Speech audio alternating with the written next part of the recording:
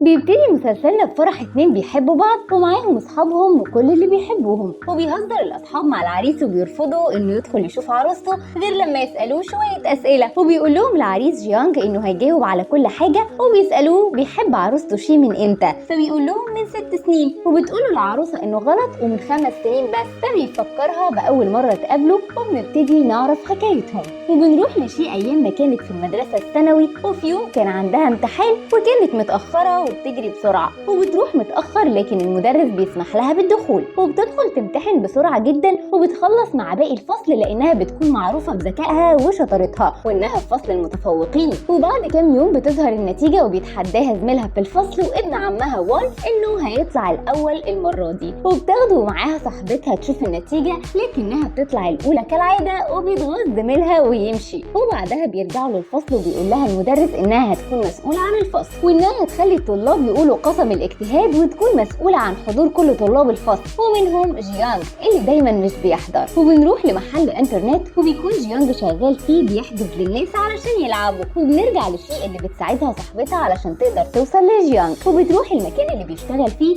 وبتلاقي حد معاها في الفصل وناس بتضربه، فبتحاول تدافع عنه وبيشوفهم جيانج وبيتدخل وبيحل المشكله بينهم. وبعد ما بيحل المشكله بيشكره تشين وبيقول له جيانج انه ما بيعملش حاجه ببلاش وبيطلب منه فلوس، لكن الولد مش بيبقى معاه فبتضطر شي ان هي اللي تدفع علشان يسيب تشين يمشي من المكان. وبعد ما بيخرجوا بتتفق شي مع تشين انهم يخلوا جيانج يرجع معاهم المدرسه، وبيقطعوا الكهرباء عن المكان. ولما بيخرج جيانج يشوف ايه اللي حصل بتسرق شي الكمبيوتر بتاعه وبتمشي، وبيرجع مش بيلاقيه وبتسيب له رساله انه معاها ولو عايزه يرجع المدرسه. وتاني يوم بتروح المدرسه وبتكون في حفله القسم، وبتطلع شي تمثل فصلها، وبيروح لها جيانج علشان يرجع الكمبيوتر بتاعه، وبيدخل الفصل معاهم علشان يعرف يكلمها. واول ما الحصه بتخلص بيطلع يجري ورا شي وبتستخبى منه في الحمام، لكنه بيفضل واقف قدام الباب مستنيها تخرج وبيقول لها انه مش هيسيبها. وبيحاول جيانج يمسك الباب علشان ياخد منها الكمبيوتر بتاعه لكنها بتنجح انها تقفل الباب، وبيفضل هو واقف بره ومستنيها. وبعد شويه بتزهق من الحبسه وبتطلع تتكلم معاه، وبياخد جيانج الدفتر بتاعها منها وما بيرضاش يرجعه لها غير لما ياخد الكمبيوتر بتاعه. فبتقول له انها سابته مع معلم الفصل بتاعهم، وهو خده وحطه في المكتب بتاعه. وبيروحوا على المكتب لكن بيكون الوقت اتاخر وكل اللي في المدرسه مشيوا وقفلوا مكاتبهم، وبيرجعوا بالليل وبيحاولوا يوصلوا للمكتب من غير ما الامن يشوفهم. وبيعطل جيانج كاميرات المراقبه وبيقدر يفتح المكتب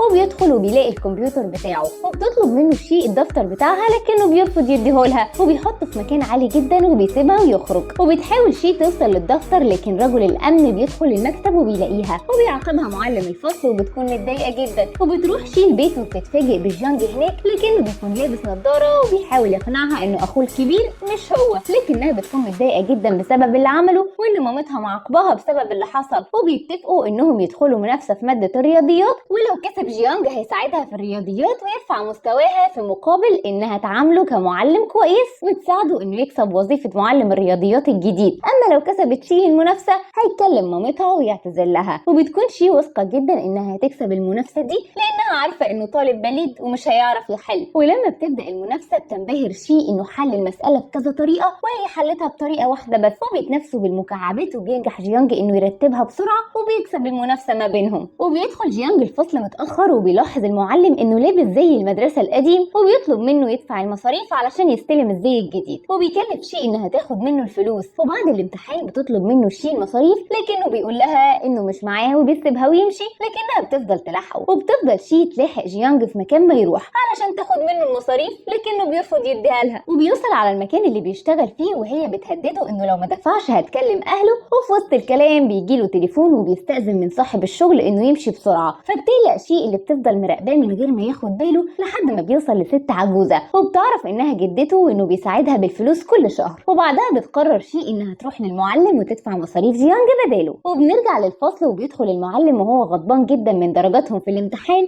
اللي بتكون سيئة، وبيفضل يحمسهم علشان يهتموا بدراستهم أكتر. وبيكون جيانج مش مركز في الكلام وقاعد بيذاكر في كتاب، فبياخدوا منه المعلم وبيديه الشيء. وبعد ما الحصة بتنتهي بيروح جيانج علشان ياخد الكتاب منها، لكنها بترفض إنها تديهوله. وفي وسط الكلام بيجيله تليفون تاني وبيمشي بسرعة، فبتروح شي وراه تاني لحد ما بتوصل للمكان، وبتلاقيه بيقابل طفلة صغيرة وأمها. لكن الطفلة بتشوفها وبيضطر جيانج إنه يقدمها على إنها زميلته، وبتديله الكتاب وبتدخل تقعد تاكل معاهم. وبعد الأكل بتقعد شي تتكلم مع والدة الطفلة الصغيرة وتساعده، وبتقول لها إنه جيانج سعيد في حياته من ساعة ما دخل المدرسة، وإنه اتحسن جدا بعد اللي حصل لعيلته. فبتسألها شي عن اللي حصل، فبتحكي لها إن جيانج كان من عيلة غنية جدا وأبوه كان عنده مصنع، وفي يوم حد من العمال ارتكب خطأ أدى الحريق في المصنع ده، وعمال كتير اتصابوا. ده غير إن أبو جيانج رجله اتحرقت، ومن ساعتها الديون كترت عليهم. وجيانج بيحاول يساعد عمال كتير رغم إنه صغير وعليه ديون. وبيمشي جيانج وشي من هناك، وبيطلب منها إنها تبطل تراقبه وتعرف عنه حاجات وتكون زي بقية الطلاب اللي معاه في الفصل. وبيغضب عليها لكنها بتهديه وبتديله الزي الجديد اللي هي دفعت ثمنه، وبتطلب منه إنه يساعدها في مادة الرياضيات في مقابل مادي، وبكده يكون مدرس خاص ليها. وبيوافق جيانج على العرض ده، وبيروح جيانج مع شي البيت علشان يبدأ يذاكر لها. واللي بيكتشف إن علاقة والدها ووالدتها مش مستقرة، وإنهم دايما في خناق لكنه ما بيهتمش. وبعد ما بيخلص بيكون في طريقه للبيت، وبيقابل بعض الشباب اللي كانوا معاه في الشغل واخدوا منه فلوس، وبيطلب منهم الفلوس وبيدوها له بعد وقت كتير. وبيكون وان واقف بعيد وشايف كل ده. وبعد ما الشباب بتمشي بيشوفوا وان وبيتخانقوا معاه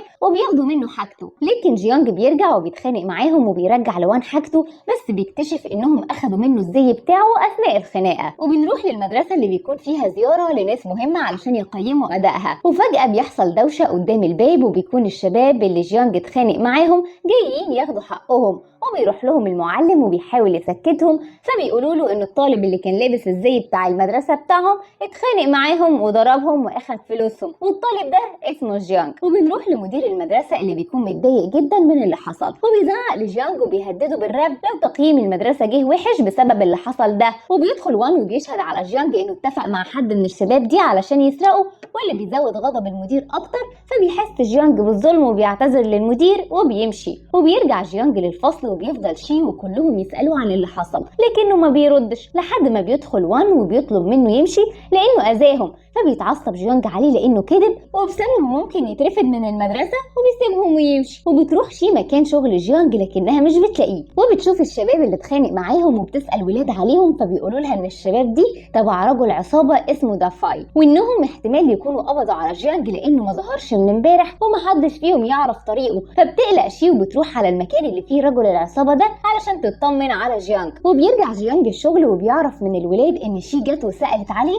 وهم دلوها على مكان رجل العصابة. فقام جيانج بسرعة علشان يروح لها، وبيروح جيانج على المكان وبيتكلم مع رجل العصابة اللي بيعتذر له عن المشكلة اللي حصلت من رجالته، وإنه هيبعت حد يحل مشكلة المدرسة. وبيخرج شي وجيانج من هناك وبيزعق لها إنها بتتصرف بغباء وإنها ما كانش ينفع تيجي الأماكن زي دي، لكن بتنفعل شي لأنها بتعمل كل ده علشانه. فبيعتذر لها جيانج وبيصالحها، وبيروح جيانج للمدير وبيعتذر له تاني وبيطلب منه إنه يديله فرصة تانية. وبيدخل المدير والمعلم الفصل ومعاهم جيانج، وبيعلن إنهم سامحوه، وبيتعهد جيانج إنه هيبذل جهده علشان يطلع من الأوائل. وبيستهزأ وان من كلامه وبيقول إن لو ده حصل هيعمل تمارين ضغط كل يوم حوالين المدرسة. فبيرد عليه جيانج ويقول له إنه هيفتكر كلامه. وبيتمشى شي وجيانج بعد المدرسة، وبتقول له شي إن درجاتها في الرياضيات اتحسنت، وإنه ممكن يسيب شغله في مقهى الإنترنت ويتفرغ للتدريس، وفي نفس الوقت هي هتساعده إنه يتفوق في بقية المواد، لكنه بيرفض وبيختفي من جنبها. فبتروح له شي على مكان الشغل وبتسأل عليه، ولما بتلاقيه بتكتشف إنه عايش في أوضة جوه المقهى ده ومش مجرد مكان للشغل بس. وبتلاحظ تشو إن صديقتها شي متغيرة جدا، وإنها ما بقتش بتتكلم وتسهر معاها زي الأول. وبتتكلم مع تشين في الموضوع ده، وبتقول له إنها بتلاحظ إن تدريباتها زادت وكمان درجاتها في الامتحانات اتحسنت عن الأول. وبتتعجب هي بتعمل إيه، وبتقعد تفكر معاه لكن ما بيوصلوش لحاجة. وبتراقبها تشو علشان تحاول تعرف. وفجأة شي بيجيلها رسالة من المدير قريب من مقهى الإنترنت، وبتشوفه فعلا وبتلحق تستخبى.